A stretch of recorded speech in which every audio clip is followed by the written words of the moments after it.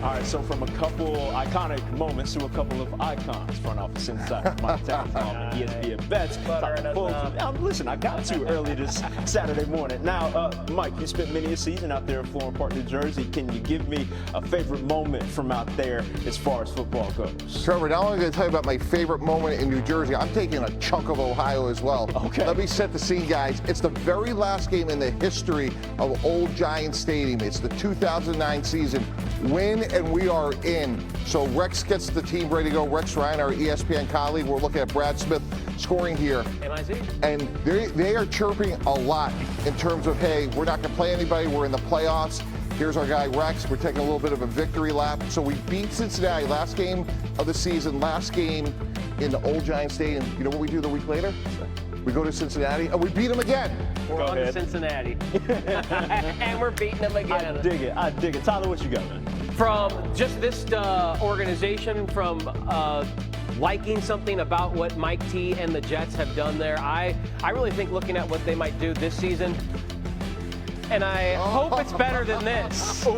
I hope it's better than this. I hope Justin Fields doesn't have something that, yeah, sorry, Mike T. I hope he has something that doesn't make us conjure the butt fumble. Oh, boy. I'm sorry I had to do it to you, brother. It's oh so appropriate, right? Like every now and again, we got to build you up, Mighty, only to tear you down just a little bit, but we're going to give you a chance to build yourself back up as well. Like that's the dynamic, the push-pull, the dance, if you will, on TV.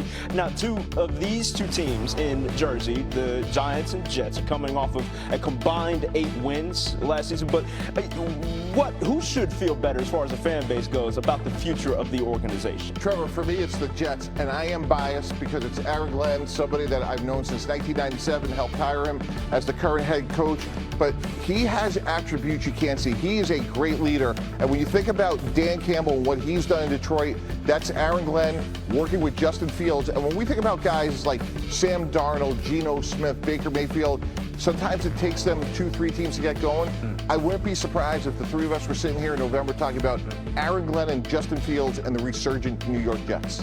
Love that idea for him. Again, like you mentioned, akin to Geno Smith, finding the right situation makes everything for a quarterback specifically.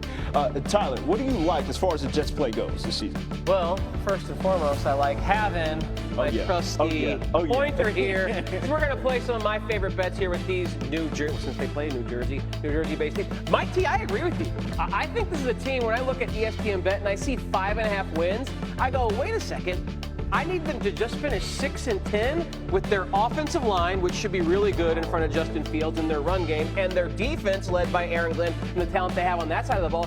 I'm not saying they're going to be a playoff team, but I think they're going to be a tough team to play each and every week of the season because they're going to be physical, they're going to run the football at you, and they're going to play great defense. So I think we can get 6 wins, and the market thinks that because it's heavily juiced, -155 to the over 5.5. So I'm big on the Jets relative to expectations.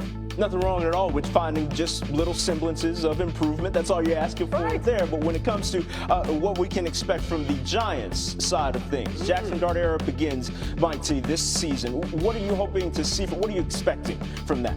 I would play him from day one, Trevor, just in terms of, I think he's somebody from day one, stat one, and my friend Tyler brought up Mark Sanchez. We had a lot of success with Mark Sanchez from day one, and he reminds me of Brock Purdy, and let me tell you why. He is a better athlete than people realize. You look at this throw from Purdy here in the back of the end zone, high points of ball, extremely accurate. Here we are in Ole Miss with Jackson Dart, very similar in terms of ball placement, accuracy, anticipation. The other part about Jackson Dart's game that he doesn't get credit for, he had 1,500 yards rushing, 12 rushing touchdowns. Guys, he's a better athlete than people think. Put him in right away and let him grow.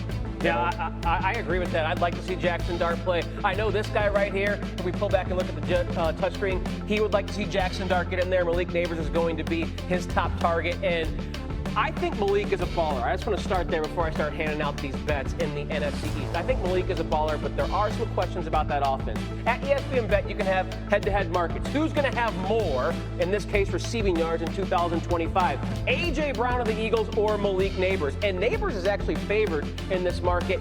I don't know if I buy that. A.J. Brown is a certified stud. And the Eagles' offense, we know, is going to gain a lot of yards, and score a lot of points. So at -110, this is a guy who had 1,400 yards each of the last 2 seasons. I think he will have more yards this season than Malik Nabers. Secondly, we're going to compare Nabers to CeeDee Lamb, the other stud wide receiver in the NFC East, and this one is more receiving touchdowns. Again, it's the same thing. I expect the Cowboys to just score more receiving touchdowns than the New York Giants this year. It's not to say Nabers isn't a stud, but this guy had 12 in 2024 before Dak got hurt. So I'll take CeeDee and AJ in these head-to-head markets, but that's not to say Nabers isn't a stud. I think he's a certified baller. Biggest thing is, right, the quarterback question relative to Malik Nabers as opposed to the 2 other cats that you just picked in those bets. Tyler, Mike, appreciate it. Mike, don't go nowhere, dog, and get your bug spray ready. For anyone that's ever played the game of football, you know there's a love-hate relationship in training camp.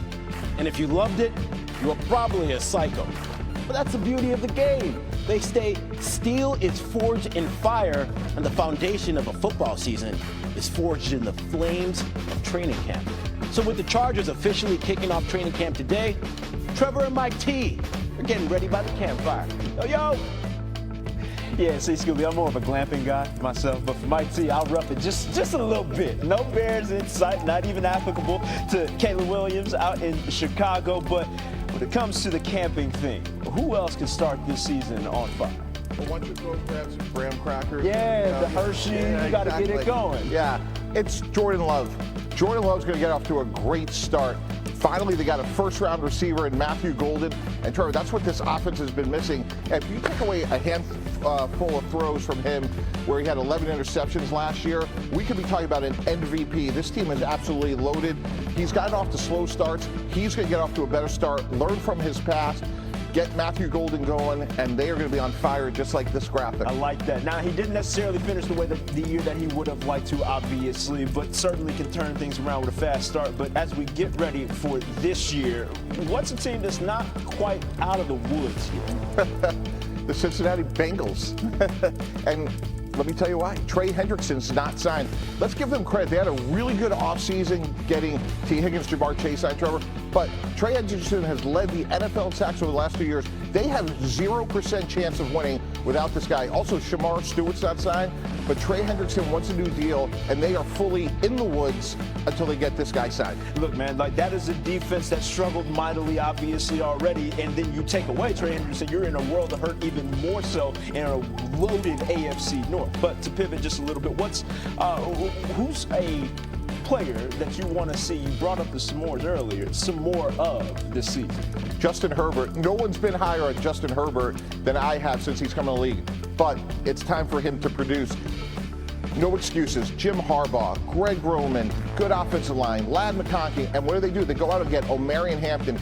So now they should have a great running game as well. So it's time for him some more progress and get into the playoffs and make a deep playoff run.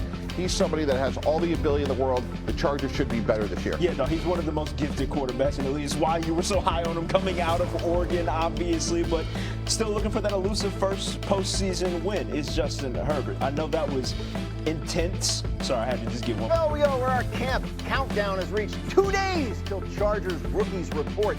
I have asked our esteemed panelists for some burning questions. Bill Barnwell, what's yours?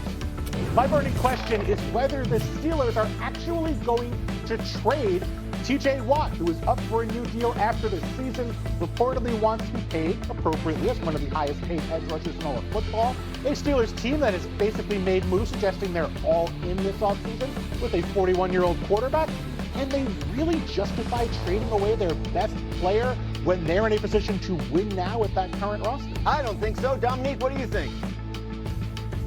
Yeah, I think it's unlikely. I can't imagine that they would trade him for draft picks because, as Bill said, they're looking to go all in this season. Maybe they could figure out someone that's willing to do a trade like the Fitzpatrick and Jalen Ramsey trade where you trade two talented kind of players who are still can contribute right now. But I see it as unlikely. Like, I think TJ Watt plays for them this year, and they make as good a run as they possibly can. Still looking for that contract extension. We will see. Kevin Clark, what's your burning question? Is Aaron Rodgers washed? So last year in New York, he had one of his shallowest depths of target in his entire career. He got rid of the ball really quickly, and he wasn't particularly good. In fact, he hasn't been good since he won the MVP 4 years ago. Now he goes to a Pittsburgh Steelers team with a good supporting cast, DK Metcalf, who is going to give him some easy answers, and a defense that will presumably win him a bunch of games. He doesn't have to be great, but is he washed? Bill, is he? I believe he is washed, and unfortunately, I know this better than anybody. Aaron Rodgers is 41 years old. I am also just turned 41 years old. You don't get better. You don't get better. We've noticed. Unfortunately. Sure you do. Unfortunately, he doesn't get better. 26th in QBR in 22, missed all of 23, 25th in QBR last year with the Jets, with a roster built to his specifications. Yeah. Why is it going to be any better without that in place in Pittsburgh? Yeah, 41's the new 39, I'm told. Dominique, what's your burning question? Dominique? One of the best quarterbacks in the NFC. I think Caleb is an outstanding talent, obviously, and they've added the offensive line support that they needed, along with Ben Johnson and some talented tight end. I think Caleb Williams has a great season, but we'll see what happens if he can compete with Jayden Daniels, who right now I think is the most attractive, young, talented quarterback in football. Maybe Caleb can give him a run for his money with the talent that he has. Like Bill, I have firsthand knowledge of the situation because I'm also one of the most talented guys in my field, let down by my supporting cast. But no, for me, last year, the Bears had one of the dumbest plans I've ever seen. A guy who holds on to the ball too long in college, put him in front of a offensive line that was going to get him the most unblocked pressures and sacks since Next Gen Stats started tracking almost a decade ago. Surprise, it didn't work out. All of a sudden, they get credibility in the coaching staff. The Bears might have solved the problem in that regard. They were able to get credibility in the offensive line. This is going to work. It would be great this year. All right, Bears have a tough assignment with that division.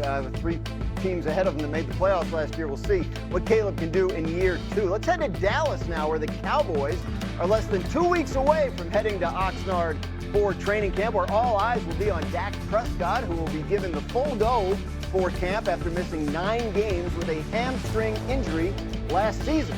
With health now on his side, Dak's been able to look ahead to growing the connection with his new wide receiver duo. Listen to what he had to say.